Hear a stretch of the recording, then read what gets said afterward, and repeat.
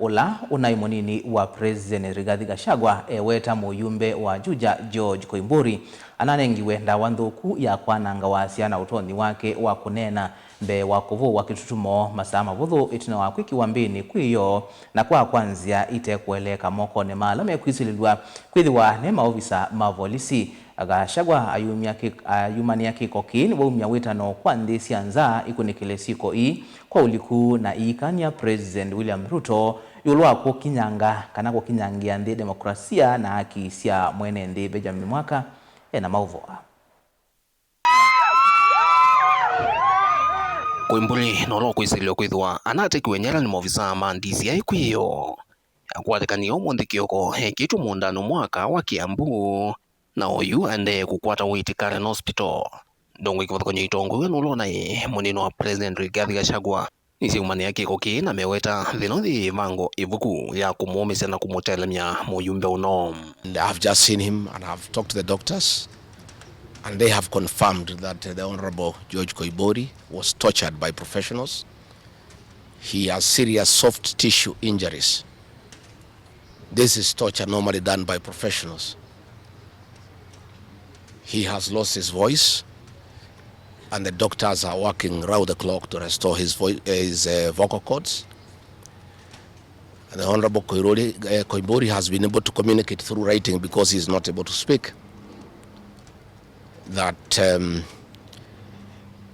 some chemical was administered through inhalation, and the doctors have told us that preliminary investigations confirm that chemical has interfered with his vocal cords.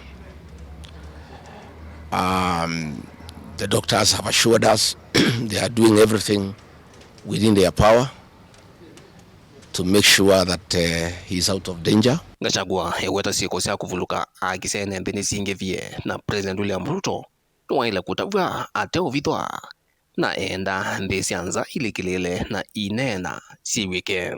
Let me say that I want to appeal to the international community to rescue this country. William Ruto has become a very vengeful dictator,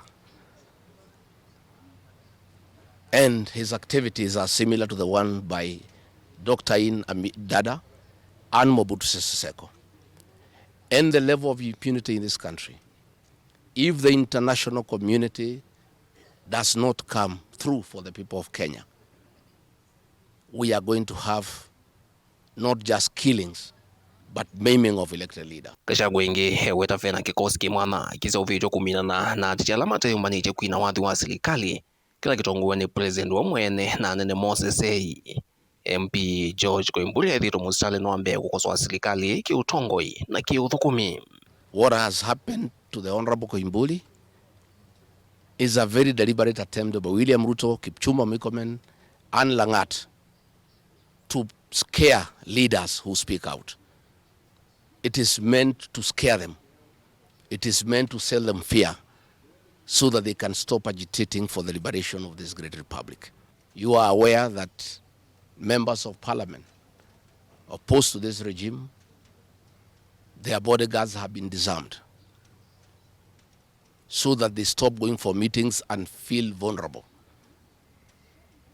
But it is very clear why they have been disarmed is to allow members of that gang that has been formed by the president to abduct them and to threaten them. Ingi kwenana na Gachagua ni kana serikali yao yuno thinukie na ni Wasya wa Mbinima na President William Ruto no ile kwitikila ni winukite kula nene cia mwaka wa ngilile na miongwele na mwonza. It is not these leaders who are against his rule. It is the people of Kenya. These leaders are simply articulating what the people of Kenya are saying. And even if he targets these leaders to kill them, to maim them, he cannot do the same to each and every Kenyan. And I want to tell him to stop spreading the narrative that the rebellion against him is coming from the people of Mount Kenya region. This rebellion is across the country, from Western Kenya, Coast Province, Northeastern, Nyanza, including his native North Rift and South Rift. The one-term movement is unstoppable, and there is nothing the president can do. He can kill these leaders, he can abduct them, he can torture them, but he cannot do that to all the people of Kenya.